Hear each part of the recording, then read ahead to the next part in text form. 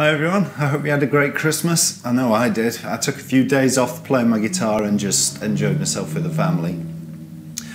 But when I got back to playing again, this is the exercise that I started with. It's a real challenge. It's a real hard picking left-hand, right-hand exercise actually.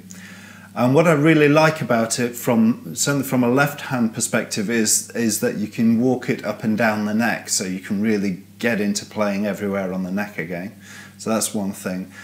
The other thing is if you like to do the kind of the picking style that I've been championing for a while now, then this is a really challenging exercise to get that left hand and right hand synchronizing together.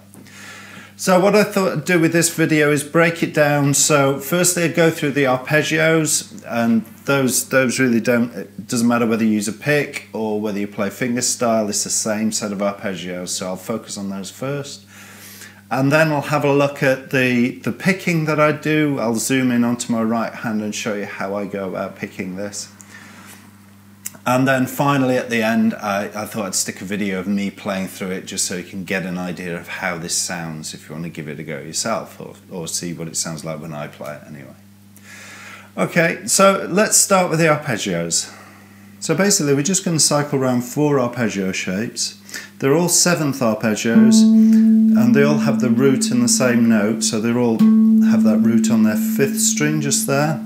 And so the chords are the major 7th, the dominant 7th, the minor 7th, and the minor 7 flat 5. And similarly, all of the arpeggios are structurally identical in that they all have 2 notes on the A string, 1 on the D string, 2 on the G, 1 on the B, and 3 on the E. Like that. So that's our first shape, the major 7th.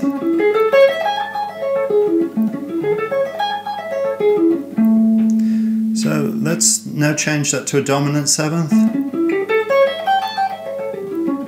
So 3 of the 4 notes are identical. The only note that's changed is that the G sharp drops down to a G natural.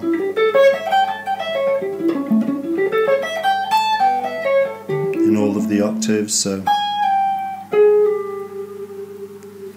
And once you've played that round a few times, move on to the minor 7th. And again, this is 3 of the 4 notes are identical to the dominant 7th, but the thirds, all of the thirds across the 2 octaves are dropped to a minor 3rd. Hopefully you can see that.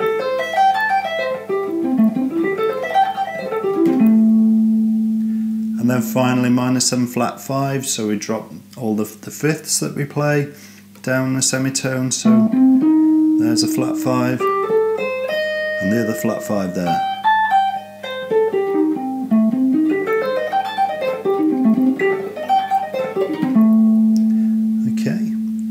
Now from here we've got 2 choices. So there's our minor 7 flat 5 chord, and we could drop the tonic and keep all of the other notes the same, just following that same pattern. And by doing that it moves from a A minor 7 flat 5 to a A flat major 7th.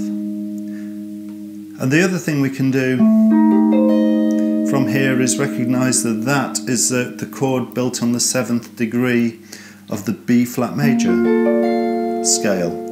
So we can move the whole cycle up a semitone as well. So basically there are reasons why you could move that cycle and start it a semitone lower, or start on that chord and then move everything up a semitone and play the major 7th there, start the cycle again. So this means basically I take that cycle and I decide to move it down the neck or up the neck depending on how I feel, and that's how I practice this. So the picking I do for this is about as challenging as any picking exercise that I've come up with, so don't be surprised if you can't get the hang of this straight away. It is a real challenge. If you use a pick, then this is a great little sweep picking exercise, so I play it like that if I were you as well. But let's zoom in on my right hand and you can see how I approach it. So if you've seen many of my videos in the past, you'll probably recognise the picking style that I'm going to use, which is basically this. It's the thumb, third, second, first pattern, which allows me to get the speed that I want for this. So if that seems completely alien to you, then maybe you want to check out my Breaking the Rules series, and I'll put a link in this video as well. But there are plenty of other videos where I'm using the same picking pattern, so just have a hunt around. I'm sure you'll find a few that are useful for you. But all I'm going to do is follow that same picking pattern, thumb, third, second, first.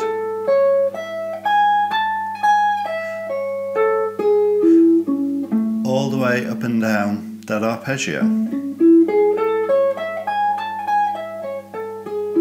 And you should see that the picking doesn't change, irrespective of whether I'm ascending or descending. It's always thumb, third, second, first.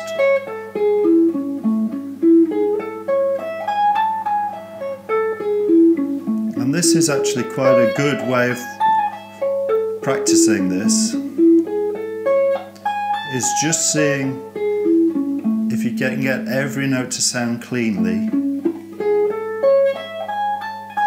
across the arpeggios. Don't go for speed, go for cleanness.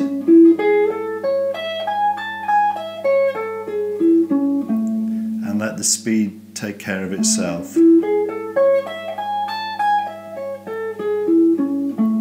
And the consistent shaping of the arpeggio means that I pick every arpeggio in exactly the same way, which gives me consistency across all of the four shapes. And as I say, really the important thing is to go for clarity first and then start to speed it up.